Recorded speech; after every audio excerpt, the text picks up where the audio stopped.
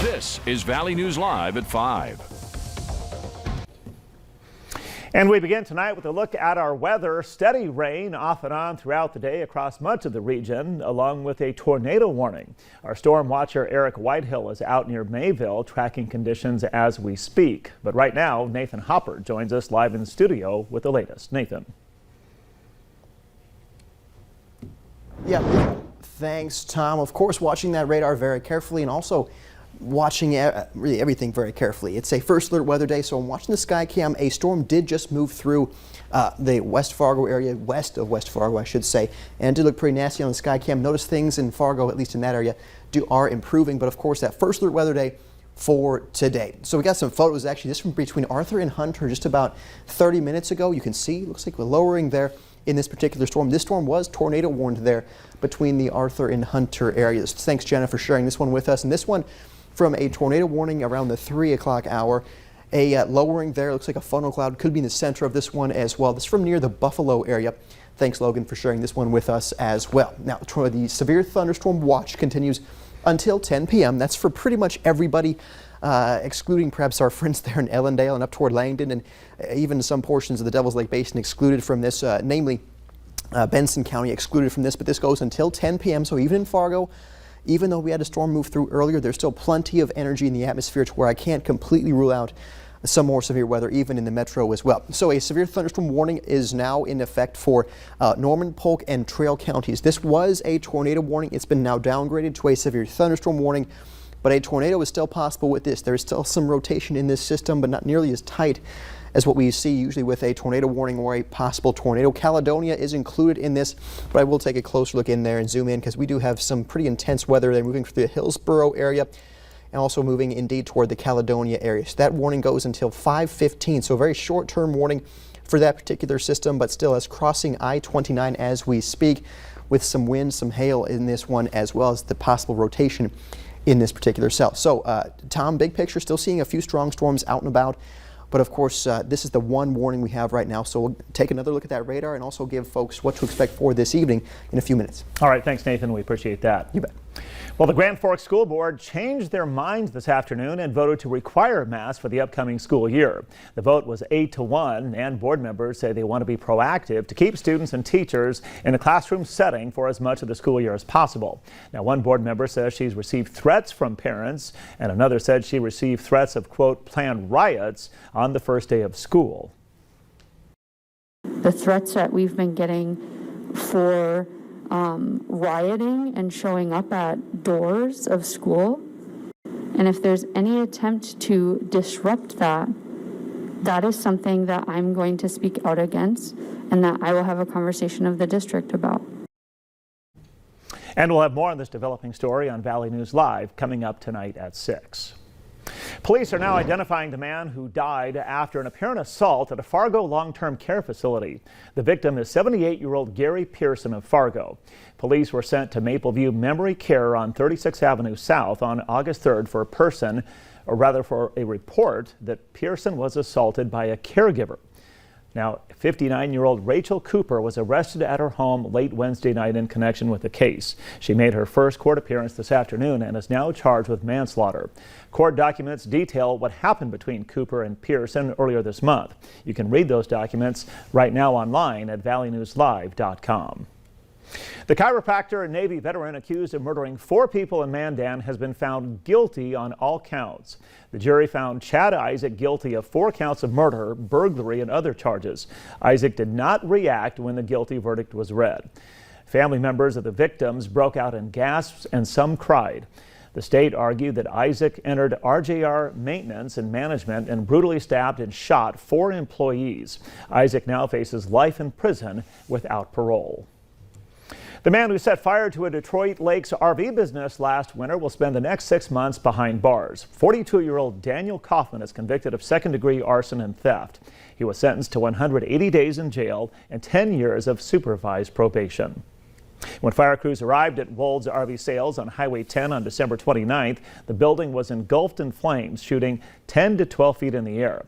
Court documents indicate investigators found a set of fresh footprints and vehicle tracks. They were able to identify Kaufman's truck thanks to security footage. A federal grand jury has indicted a St. Michael, North Dakota man after officials say he rolled a vehicle earlier this month, killing 3 people and severely injuring 1. 18-year-old Winter Sky Big Track is charged with 3 counts of involuntary manslaughter and 1 count of assault, resulting in serious bodily injury. Big Track crashed the car while driving on the Spirit Lake Reservation on August 11th. We're told Big Track was driving without a license while under the influence of alcohol and a controlled substance. 1 man in jail after a short car chase in West Fargo earlier this week. West Fargo police say it happened early Tuesday afternoon with a man who had just stolen a vehicle near the area of 7th Street West and 5th Avenue West. Doorbell footage shared with Valley News Live shows the high rate of speed the suspect vehicle was traveling at the time.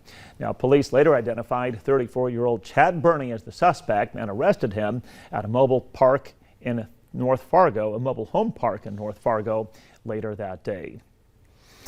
A 65-year-old man drowned in Leech Lake. Had happened yesterday near the Sandpoint area of the lake. Someone reported seeing the man in the water near a pontoon, but as they got closer, they lost sight of him in the water. His name has not yet been released. Well, it's been 4 years since a gruesome crime that shocked the community as well as the nation. Savannah Greywind was just 22 years old when she was murdered.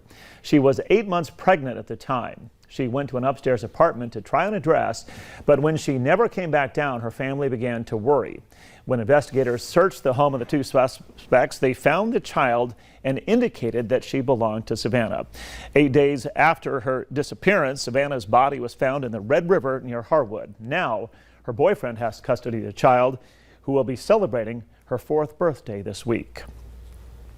President Biden addressed the nation today on the U.S. evacuation efforts in Afghanistan. He's facing mounting criticism over the chaotic pullout and growing questions about his assertions that the collapse of the Afghan government was unavoidable. Reporter Alice Barr has the latest from Washington. President Biden on defense today amid intense criticism over the chaotic scramble to evacuate Americans and allies from Afghanistan. There'll be plenty of time to criticize and second guess when this operation is over. But now, I'm focused on getting this job done. The president standing by his decision to withdraw U.S. troops after 20 years while acknowledging the trauma for those who remain stranded. The past week has been heartbreaking. We've seen gut-wrenching images of panicked people acting out of sheer desperation. Questions are growing louder about why the evacuations didn't start sooner, as sources tell NBC News that U.S. Embassy staff warned last month of a coming Taliban takeover and urged the start of airlift operations. I made the decision. The buck stops with me. I took the consensus opinion. The consensus opinion was that, in fact, it would not occur if it occurred until later in the year. While top military officials have said they don't have the resources to operate beyond the airport in Kabul, President Biden had this promise for any American citizens caught behind Taliban lines. Let me be clear. Any American who wants to come home, we will get you home. The president also pledging to help Afghan allies trying to escape the chaos amid reports that militants are now going door to door to find and punish those who helped the U.S. In the midst of desperation, scenes of hope as U.S. Marines lift the littlest victims to safety. Now, Biden said flights had resumed after a pause of several hours while U.S. officials search for new destinations to send the thousands of evacuees. Meanwhile, several groups are stepping up efforts to help veterans during this Afghanistan withdrawal. And many of them already have forms of PTSD and are at high risk for suicide. Groups like the National Alliance on Mental Illness and Blue Star Families are offering services for those impacted vets. The Veterans Crisis Line can also connect them directly to counselors by phone or text. The Wounded Warrior Project is proactively making calls to about 40,000 veterans. Well, most Canadians will not be allowed to enter the United States for at least another month. The Department of Homeland Security extended the restrictions, citing the COVID Delta variant. The United States has limited non-essential travel since the COVID-19 pandemic began. Restrictions don't apply to cross-border trade, U.S. citizens, lawful permanent residents, and people traveling for medical purposes or to attend school.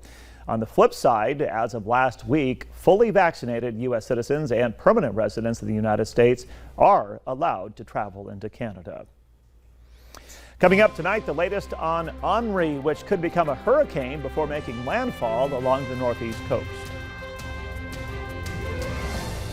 And a live look now from storm watcher Eric Whitehill, showing some dark and angry clouds out there. A few severe thunderstorm warnings to tell you about, and also look ahead to that all-important weekend of your forecast here after the break.